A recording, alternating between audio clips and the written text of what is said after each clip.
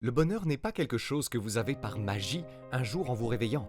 Vous devez le créer, vous devez prendre les bonnes habitudes et au fil du temps, vous commencerez à vous sentir plus heureux. Aujourd'hui, je vais donc vous montrer les 3 meilleures façons de créer plus de bonheur afin que vous puissiez réellement profiter de votre temps dans ce jeu auquel nous jouons tous et qui s'appelle la vie.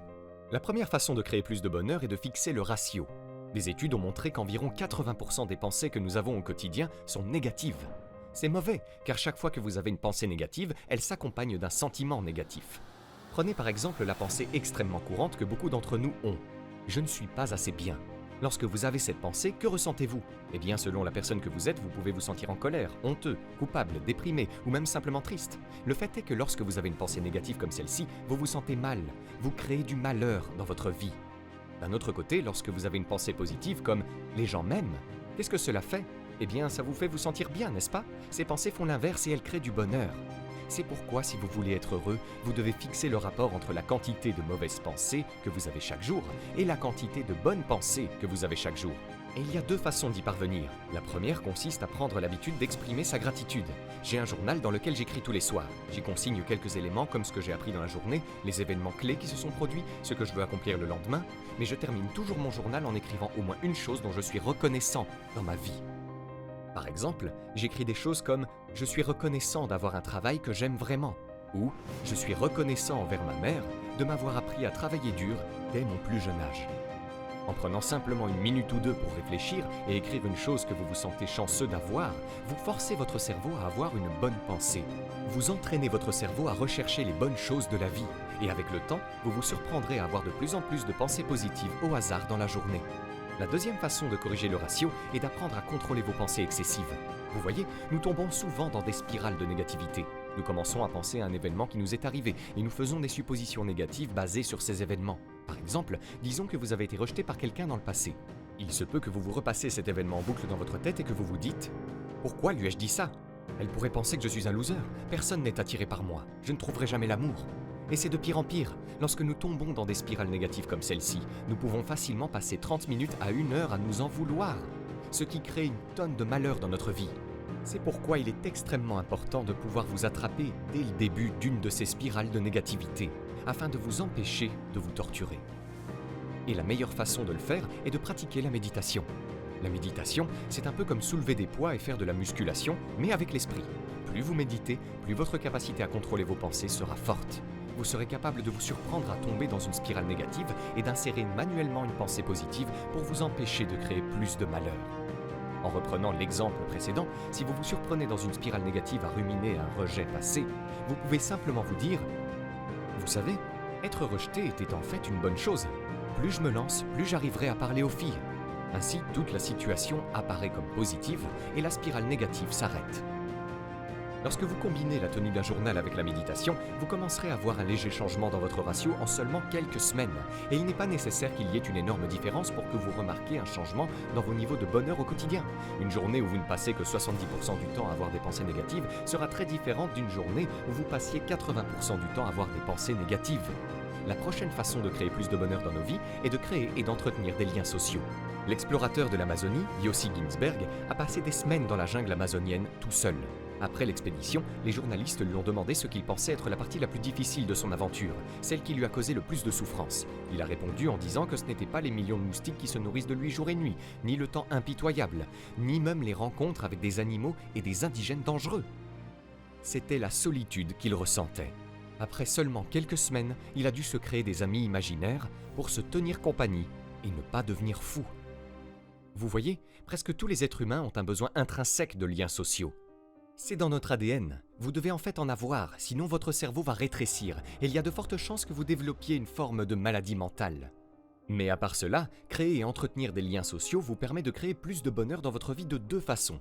Tout d'abord, lorsque vous discutez avec des gens, c'est une forme de jeu. Vous pouvez échanger des informations, résoudre des problèmes ensemble, ou vous taquiner et plaisanter les uns avec les autres. Toutes ces activités sont satisfaisantes et agréables pour nous les êtres humains. Ces activités créent du bonheur en nous. La deuxième raison pour laquelle vous devez créer et entretenir des liens sociaux est que cela vous aide à faire face aux sources de malheur. La vie est dure, nous sommes tous confrontés à des événements tels que la perte d'un être cher, des blessures graves ou de simples malheurs. C'est inévitable. Et ces événements peuvent nous faire tomber dans des spirales négatives profondes dont il est souvent très difficile de sortir par soi-même. Mais lorsque vous avez des liens sociaux forts, vous avez essentiellement un moyen de partager et d'évacuer le stress, la culpabilité et les autres émotions négatives qui accompagnent souvent ces événements malheureux. Cela réduit considérablement la quantité de souffrance que ces événements peuvent causer, car on n'a plus l'impression d'y être confronté seul. Alors, comment faire pour créer et entretenir des liens sociaux ? L'un des moyens les plus efficaces consiste à prendre l'habitude de tendre la main à au moins une personne par jour. Il peut s'agir d'un vieil ami à qui vous n'avez pas parlé depuis longtemps. Il peut s'agir d'un étranger qui s'est assis à côté de vous sur votre trajet vers le travail. Il peut même s'agir d'une gentille vieille dame sur un banc de parc qui nourrit les pigeons. Peu importe, car en vous mettant simplement en avant et en engageant la conversation, vous créerez un lien avec un autre être humain, ce qui vous rendra plus heureux. Au fil du temps, cela améliorera également vos compétences sociales et vous permettra de nouer des liens encore plus forts avec d'autres personnes. Avant de passer à la troisième et dernière façon de créer plus de bonheur, qui est d'ailleurs ma méthode préférée, je voudrais vous parler d'un projet sur lequel je travaille depuis 6 mois. Comme vous l'avez probablement remarqué, votre capacité à créer du bonheur dépend en fin de compte de votre capacité à créer de nouvelles habitudes. Créer l'habitude de tenir un journal, ou l'habitude de méditer, ou même l'habitude de tendre la main à quelqu'un tous les jours. La vérité, c'est que la seule façon de voir un changement, un progrès dans votre vie, c'est de parvenir à créer et à conserver une habitude. Vous pouvez lire tous les livres, regarder toutes les vidéos et suivre tous les cours que vous voulez. Mais si vous ne créez pas une habitude et ne vous y tenez pas, votre vie ne changera pas du tout. Très bien, parlons de la troisième et dernière façon de créer du bonheur dans notre vie.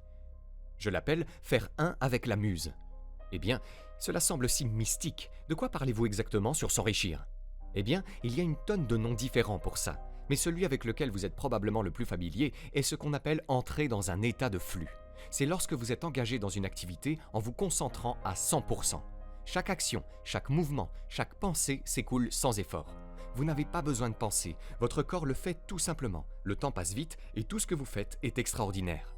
La raison pour laquelle je l'appelle « faire un avec la muse » est que lorsque vous entrez dans l'état de fluidité, vous avez presque l'impression de ne plus être vous-même. C'est comme si une sorte d'énergie mystique possédait votre corps et vous donnait toutes ces idées incroyables. C'est la façon amusante dont je vois les choses, car cela rend l'expérience beaucoup plus agréable pour moi. Si ce n'est pas votre tasse de thé, vous pouvez toujours penser à l'état de fluidité. Des études ont montré que lorsque nous sommes en état de flux, lorsque nous sommes l'une des muses, notre cerveau inonde notre système de grandes quantités de dopamine, d'endorphine et de sérotonine. Ce sont tous des neurotransmetteurs extrêmement agréables. Ce sont les mêmes que ceux que les drogues dures comme la cocaïne et l'ecstasy manipulent pour vous faire sentir vraiment très bien. Donc, dans un sens, ne faire qu'un avec la muse, c'est comme se défoncer de la vie, entre guillemets.